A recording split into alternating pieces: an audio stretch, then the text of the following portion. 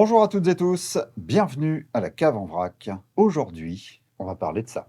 Mais pas que, on va surtout parler de l'écurie de Formule 1 McLaren Racing Team. Donc ça ne va pas vraiment être une vidéo construction Lego, un peu quand même, mais pas trop. Juste ce petit.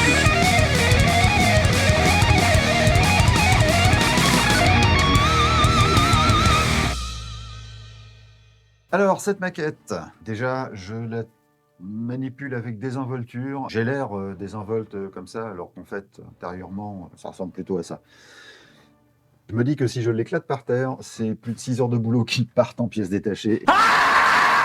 Et franchement, voilà, je suis pas forcément rassuré. Mais. Il s'agit du coffret Lego Technic 42141. Je vous mettrai les références, si vous voulez. 1432 pièces. C'est donc la monoplace McLaren MCL 36 de 2022, le nouveau concept suite au changement de réglementation. Au niveau des détails, on voit quand même que c'est très précis. Pour la petite histoire, c'est expliqué sur le manuel, cette maquette Lego a été réalisée en collaboration avec les ingénieurs McLaren afin de rendre au mieux. Alors évidemment, les courbes extrêmement fluides de la vraie monoplace sont très difficiles à rendre avec les pièces qui sont assez carrées des Lego Technics, mais globalement, ils ont quand même réussi à donner une certaine fluidité et c'est très joli, c'est vraiment très joli. Vraiment à tout niveau, les appendices aérodynamiques, l'aileron, il y a même le DRS est même mobile. L'aileron avant avec, on retrouve effectivement la souplesse qu'on trouve sur des vrais. Tout ce qui va être fond plat, voilà, on va bien voir. Tous les petits appendices comme ça, elle est vraiment à tout niveau, très précise, très précise. Et c'est quoi c'est pas le truc dont tu as parlé dans une vidéo il y a pas longtemps? Oui, c'est possible. Bof. On y retrouve un moteur V6 dont je vais essayer de faire la mise au point. Non, pas ma tête. Ouais, les pistons qui tournent. Ça, c'est assez classique chez Lego. La direction est fonctionnelle. De même que toutes les suspensions. Avant, arrière.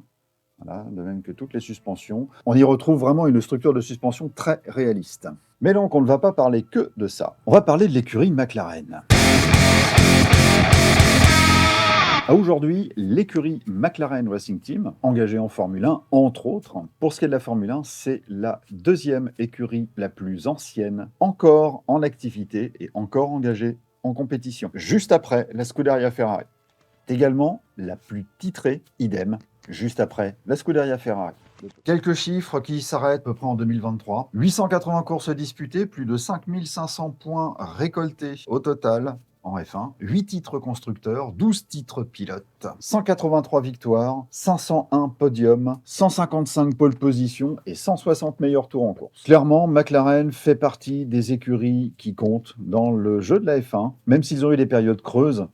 Ils sont quand même toujours très présents. Et ces derniers temps, la deuxième partie de la saison 2023 montrait qu'ils étaient capables de revenir aux avant-postes. Point de vue histoire, l'écurie a été fondée par Bruce McLaren, pilote néo-zélandais qui était engagé chez Cooper en Formule 2 en 1958, puis en 1959 en Formule 1. À 22 ans, il a été le plus jeune pilote vainqueur d'un Grand Prix. Ouais. Il était coéquipier de Jack Brabham, dont le nom normalement devrait vous dire quelque chose. Jack Brabham qui, en 60, décida de quitter Cooper pour fonder sa propre écurie. Le nom de Brabham n'est pas inconnu et il fera partie intégrante de l'histoire de la Formule 1. Mais du coup, on en parle de la F1 avec le ventilateur? Un monoplace à effet de sol? Ouais. Note, on verra en faire une vidéo. Ah, ok. Suite au départ de Brabham, Bruce McLaren devient le leader de l'écurie Cooper.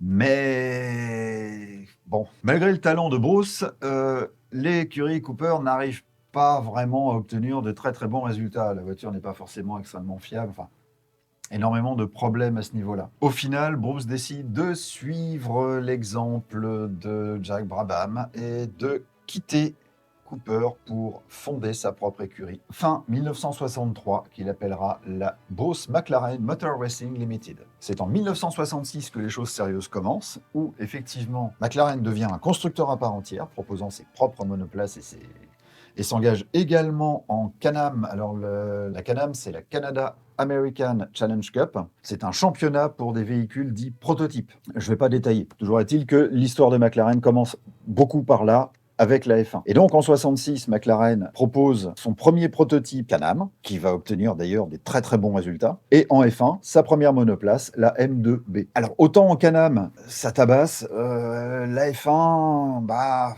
voilà, la M2B n'est pas vraiment à la hauteur des attentes, principalement à cause du moteur. Alors il s'agit d'un Ford V8 de 4 litres 2, mais rabaissé à 3 litres pour cause de réglementation. Et poussif, peu fiable. Ils ont un deuxième moteur, mais du coup, qui fait même pire, puisque le deuxième V8 dont ils disposent est le Serenissima du constructeur italien ATS. Ah oui, ATS. Pour la petite histoire, ATS provient d'un désaccord au sein de la Scuderia Ferrari. Le comte Volpic a décidé de s'envoler, de faire mieux que Ferrari. Oui, bon, ça n'a pas donné grand-chose, hein. Il y a juste eu un coupé, il était assez rapidement oublié, et une écurie de F1 qui est repartie dans l'oubli aussi vite qu'elle est arrivée. Et donc un moteur.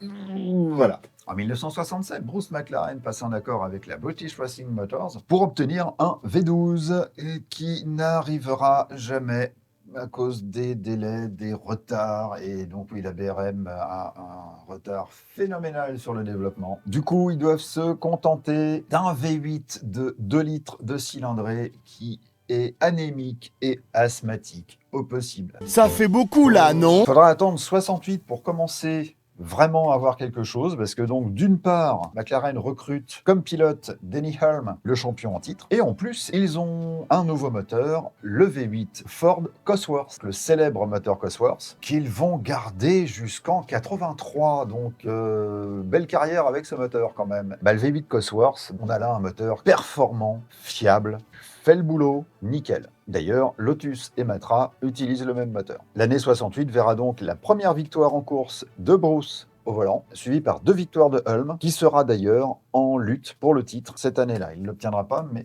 à sa près. En 1969, McLaren tente un projet révolutionnaire. Alors, ils ne sont pas les seuls à s'y intéresser. Une Formule 1 à 4 roues motrices. Ouais. Ça n'a pas fonctionné. 1970 sera une année particulièrement triste pour McLaren. Tout d'abord, au mois de mai, Denny Hulme est victime d'un grave accident pendant les essais des 500 miles d'Indianapolis. Il s'en sort vivant, mais gravement brûlé aux mains, principalement, et d'autres blessures, ce qui va l'empêcher de continuer la saison. Peu de temps après, le 2 juin, lors d'essais privés du prototype Can-Am M8D, Bruce McLaren perd la vie dans un tragique accident. Le capot moteur de son prototype se décroche, lui faisant perdre le contrôle, et il vient s'écraser sur le local des commissaires de course. Teddy Mayer devient le seul dirigeant de l'écurie, et la saison se termine dans le deuil et sans aucune victoire.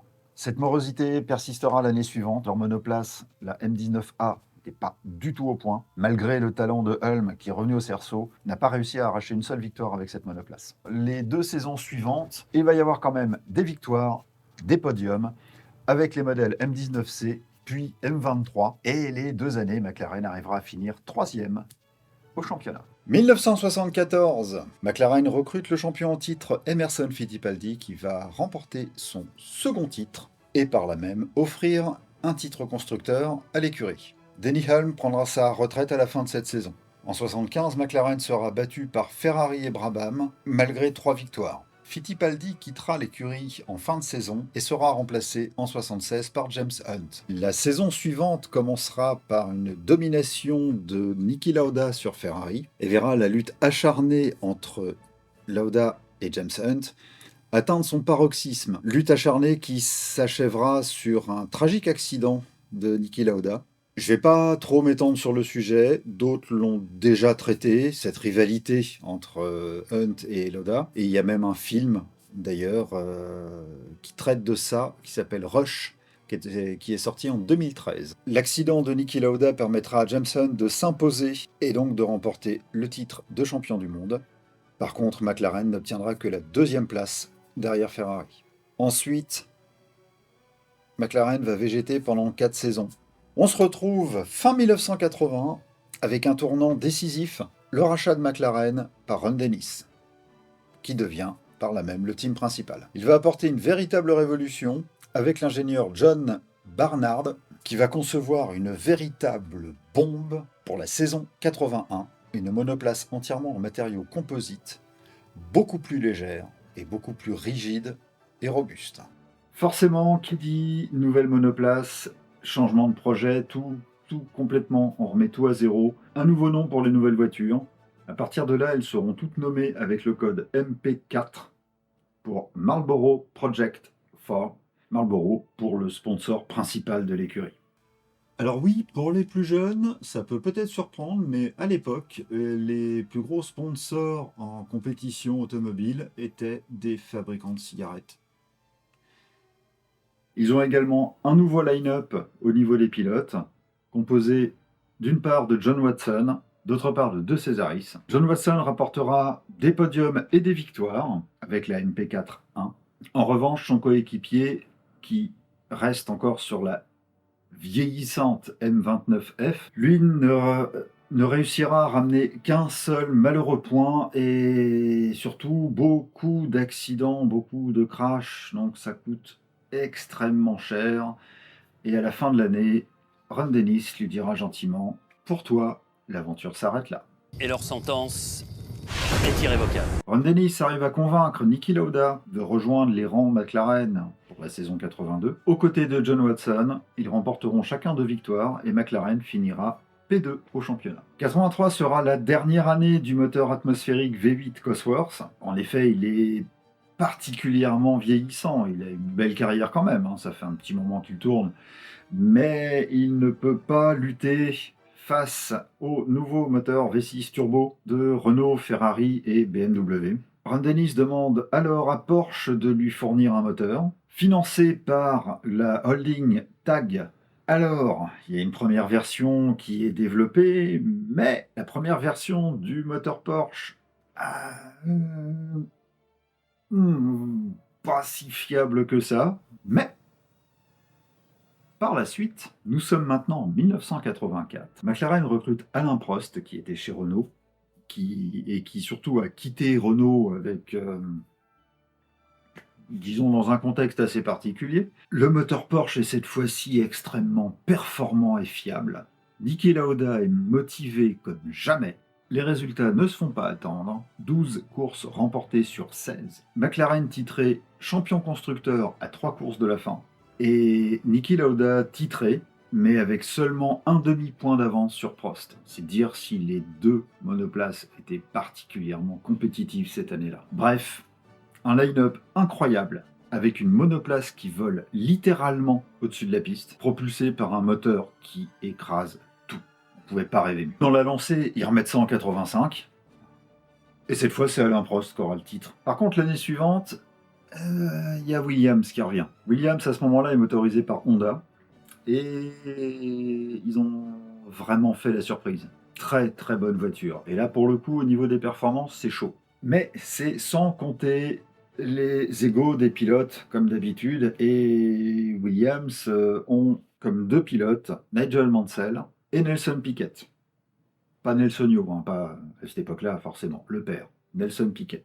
Et chacun veut gagner. Voilà, les 2 ont un boulard comme ça. Les 2 veulent être le numéro 1.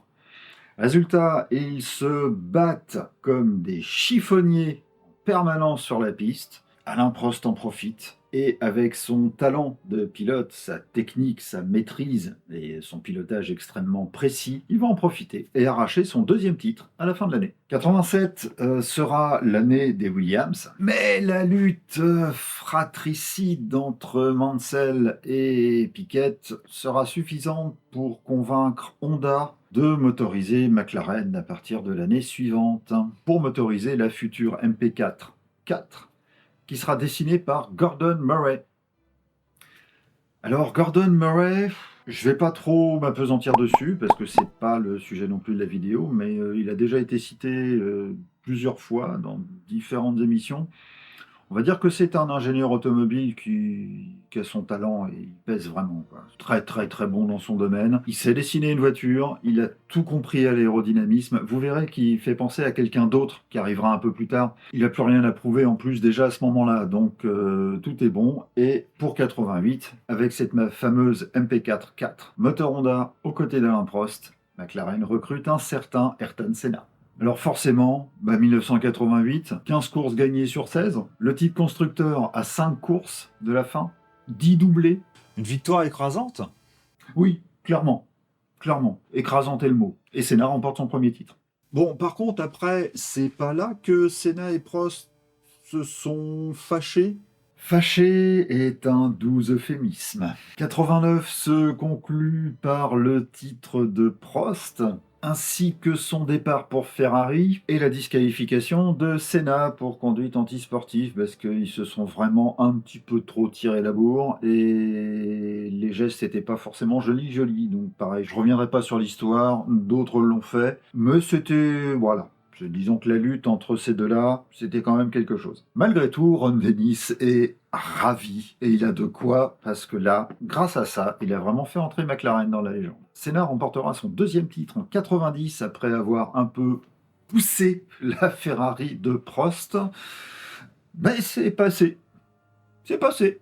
Et son troisième titre en 91, bien que les Williams-Renault aient fait une progression fulgurante et se soient montrés particulièrement agressifs tout le long de l'année. Et d'ailleurs, les Williams rafleront les années suivantes. On arrive donc très tranquillement à une nouvelle époque de McLaren, après cette époque tumultueuse mais ô combien victorieuse d'Alain Prost et d'Ayrton Senna. Nouvelle époque donc, celle de Mika Häkkinen, qui donc en 93 est recruté. C'est un jeune pilote finlandais très prometteur. Et en plus, McLaren va signer un partenariat avec Mercedes comme motoriste. Là, on a les McLaren, entre guillemets, modernes, qui apparaissent vraiment. C'est à ce moment-là que les McLaren prendront le surnom de Flèche d'argent, qui sera repris par Mercedes plus tard. Mais c'est vraiment l'époque McLaren-Mercedes, 20 ans. 20 ans quand même, hein. Mais pas tout de suite. En 94, ils vont d'abord passer un contrat avec Peugeot pour le moteur. Un mot? Oui. Alors, oui. Oui, petite parenthèse. Alors, autant à cette époque-là, Peugeot est absolument incontournable en rallye et également aux 24 heures du Mans. Pour le rallye, je veux dire, le groupe B, la 205 T16, Spike Peaks, la 405 T16, arrive à Tannen, les 24 heures du Mans, la 905, avec justement ce fameux V10. Voilà, bon, ils ont survolé complètement le Mans et ils se sont dit ouais, on a une super bagnole, on a un super moteur, on a un V10, comme les F1. Faisons de la Formule 1. D'accord, faisons comme ça. Hey, chouette idée! Sauf que le V10 de la 905, autant il était vraiment adapté au Mans, autant sur une Formule 1, comment dire, c'était pas vraiment ça pour le coup, hein. Si, il marchait bien, les performances n'étaient pas mauvaises, mais alors par contre la fiabilité, catastrophe. 20 abandons sur un championnat qui comporte 16 courses. Ouais, c'est une catastrophe, clairement. Alors ils avaient comme pilote donc Mika Häkkinen et Martin Brundle. Martin Brundle abandonne à la fin. Il laisse tomber, il dit c'est bon, je veux pas continuer.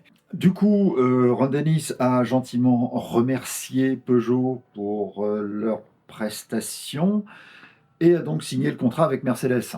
Alors, comment dire? Bon, c'est un petit peu la coutume avec Mercedes. Quand ils lancent quelque chose, ça marche pas bien. Donc les 3 premières saisons, bof. Bon, c'était quand même mieux qu'avec Peugeot, hein. Voilà, ça marchait quand même mieux. Mais c'était pas vraiment ce que Ron Dennis espérait. Ils ont remplacé Martin Brundle par le champion en titre Nigel Mansell, mais il n'a jamais vraiment réussi à rentrer dans la voiture, il n'a jamais vraiment réussi à la comprendre. Ça n'a pas donné grand-chose. Il sera remplacé par Mark Blundell, qui ne fera pas mieux. Et Mika Häkkinen sera victime d'un gros accident. Ils auront même été obligés de quasiment l'opérer sur la piste. Enfin, voilà, minima, ils lui ont fait une trachéotomie directement sur le tarmac. Il était vraiment, voilà, l'accident, il s'est emplâtré un mur à 200 km/h et toujours pareil à l'époque, hein, les coques de survie, ça n'existait pas, la sécurité n'était pas ce qu'elle est, les murs étaient des murs. Ron Dennis va recruter David Coulthard, jeune pilote écossais prometteur. Mais voilà, ils en sont là à la MP4-11 et ses performances laissent vraiment à désirer. Elle n'est pas mauvaise, elle est très en retrait par rapport au Ferrari et au Benetton Renault. Et ils vont perdre le sponsor Marlboro, qui a décidé d'écraser la cigarette. On arrive donc en 97, gros changement. Nouveau sponsor du coup, puisque Marlboro est parti. Alors il reste dans le tabac, cette fois-ci ça sera le cigarettier allemand West qui va donc sponsoriser McLaren. Au travers de ça, on aura donc la nouvelle livrée des McLaren qui seront noires et grises. Le surnom Flèche d'argent arrive doucement. En effet, Coulthard et Häkkinen vont remporter des Grands Prix, ce qui promet un bel avenir, d'autant que Ron Dennis recrute simultanément un ingénieur, un gars pas très connu. On parlait tout à l'heure de Gordon Murray. Là, ils vont recruter un Adrian quelque chose. Adrian Newey. Alors, si, il est connu, et même à cette époque-là. C'est d'ailleurs lui qui, justement, a conçu les Williams qu'on gagnait juste avant. Hein. Voilà. Au passage, les Red Bull qui survolent tout là, ces derniers temps, c'est lui, Adrian Newey.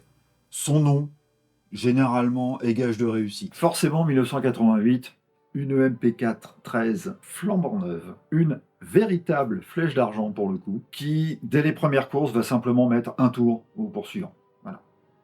Häkkinen et Coulthard vont se retrouver à un tour.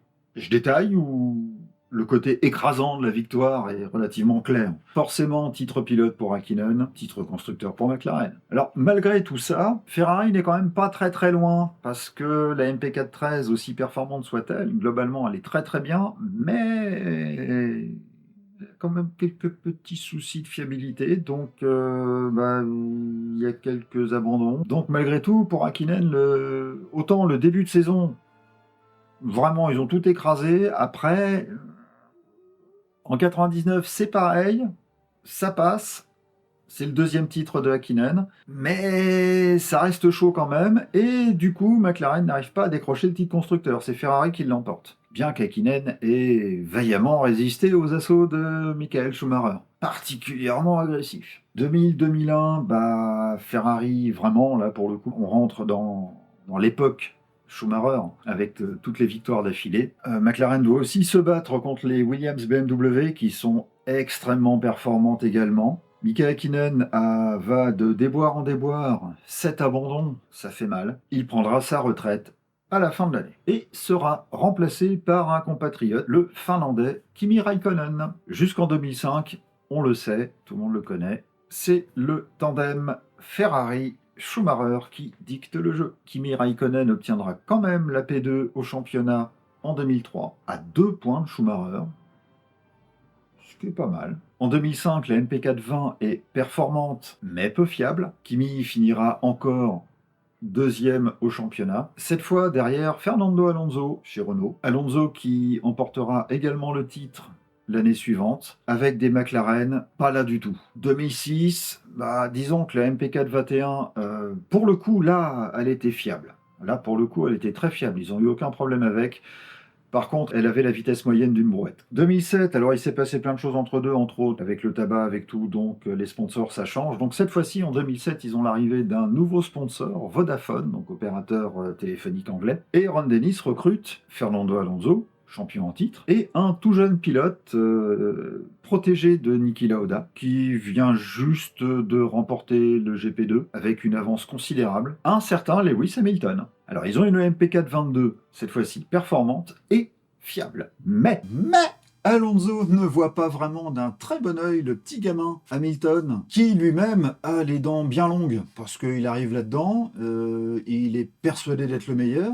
L'avenir lui a pas forcément donné tort pour le coup, mais l'histoire se répète régulièrement. Une saison avec Alonso, Hamilton qui passent leur temps à se battre plutôt que de se coordonner pour battre les autres. Dommage, quoi, parce qu'ils ont totalement ruiné les chances de McLaren pour le coup. En plus, cette année-là, il y a l'affaire d'espionnage de Ferrari, donc ils se retrouvent de toute manière disqualifiés. Vraiment la mauvaise année. C'est Raikkonen qui remporte le titre. 2008, Alonso retourne chez Renault, de rage sans doute. Hamilton récupère la place de leader qu'il convoitait tant et obtiendra son premier titre face à Felipe Massa. Ferrari remporte quand même le titre constructeur. Bref, revenons à nos mouflons. 2009, ça a été l'année en fait de Brown GP et de Jenson Button. Ils ont tout raflé cette année-là, hein, au calme. D'ailleurs, pour l'anecdote, fin 2009, Brown GP a été racheté par Mercedes pour créer l'écurie Mercedes Grand Prix.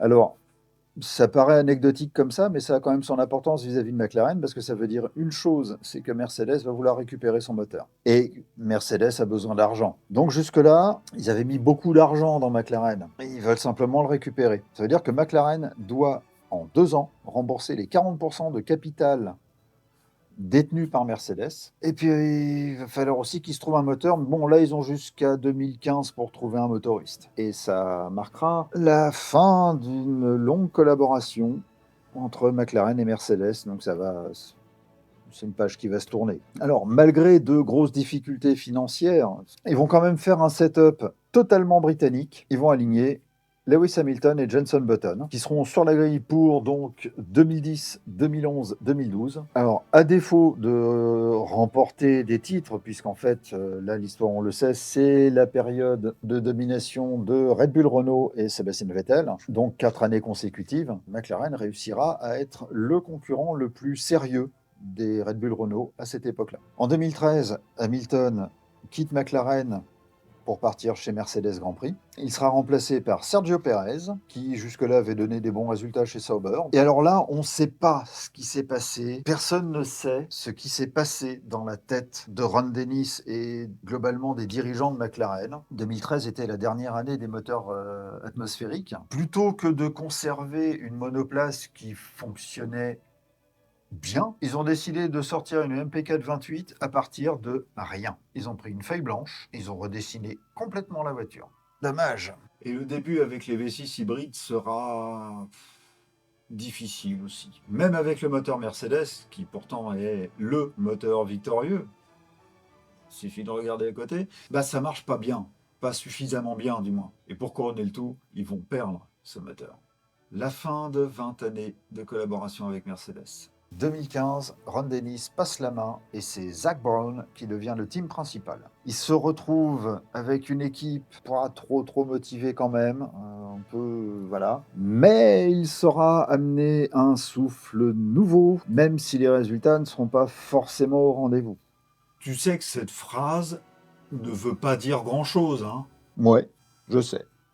Entre autres, il amènera un gros changement visuel en 2017, le retour de la livrée originale de couleur papaye, le fameux orange papaye des McLaren. Pour l'occasion, elle sera également renommée Exit le MP4, bienvenue au MCL. On se débarrasse en même temps du vestige Marlboro et on nomme les monoplaces avec un nom cohérent, MCL McLaren. Voilà. La numérotation, elle reste. On passe donc de la MP4 31 à la MCL 32. Et pour ce qui est du moteur, McLaren signe un contrat de 3 ans avec Honda. 3 années laborieuses, vraiment laborieuses. Parce que autant Honda a considérablement évolué sur le V6 hybride, mais au début, c'était pas ça.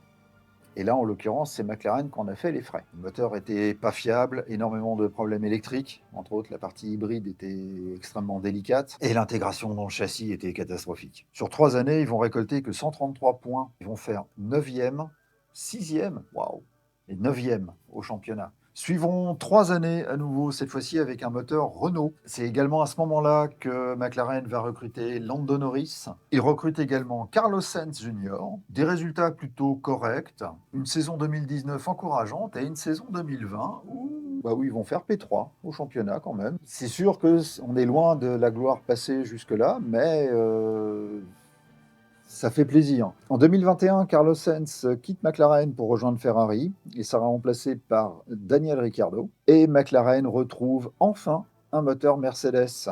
depuis le temps, ce qui leur permettra de signer leur premier doublé depuis 2010 et leur première victoire depuis 2012. Ils font ça au GP de Monza avec la P1 de Daniel Ricciardo et la P2 de Lando Norris. La saison 2022 sera un peu plus difficile.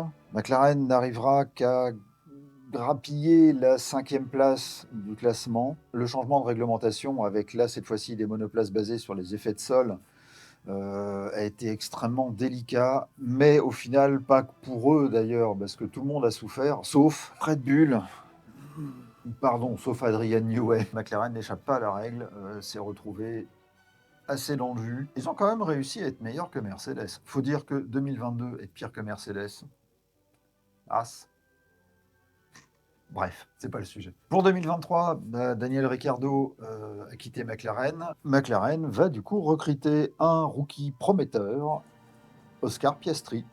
Si effectivement le début de la saison a été laborieux pour les papayes, les choses ont rapidement changé, les présentant comme une force incontournable du plateau, alors même jusqu'à chatouiller la Red Bull de Max Verstappen, ce qui leur a permis de se hisser à la 4e place du championnat. C'était un beau retour, surtout en partant de nulle part en début d'année. Très très belle progression, ça leur a permis de fêter les 60 ans de l'écurie. D'ailleurs, la monoplace s'appelait la MCL 60 pour les 60 ans de McLaren. Lando Norris a montré toutes ses qualités, ainsi qu'Oscar Piastri. Même, c'était sa première année, il a travaillé principalement la gestion des pneus, le rythme sur la distance de la course. Il a quand même eu une victoire. Alors certes, ça n'est qu'un sprint, mais c'est quand même une victoire. Et je trouve ça beau, sa première année. Il s'impose avec une voiture qui n'était pas censée être aussi performante, et puis avec des Red Bull qui étaient totalement intouchables. Enfin, surtout une. Donc, je le redis, j'étais extrêmement content de voir Piastri gagner. L'avenir, en tant que fan, vraiment, j'attends des victoires de McLaren. Déjà, de les voir tous les deux sur le podium en 2023, ça m'a fait énormément plaisir. Et là, je veux qu'ils grimpent la marche, quoi. Qu'ils passent à l'étape supérieure et vraiment, là, des victoires.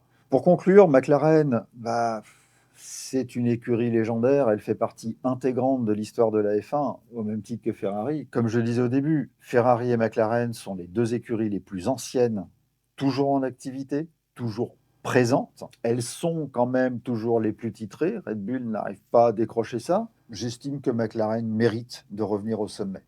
Vraiment. Mais ça, bon, j'ai un parti pris, je suis fan. Voilà, j'espère que la vidéo vous a plu. Un petit pouce en l'air. Un commentaire, n'hésitez pas à discuter, n'hésitez pas à apporter des éléments en plus, à poser des questions si nécessaire. Et puis si ça vous plaît, abonnez-vous. Je ne vais pas forcer, mais abonnez-vous quand même. Ça fait plaisir aussi. Merci de m'avoir regardé. À la prochaine, les bisous. Ciao.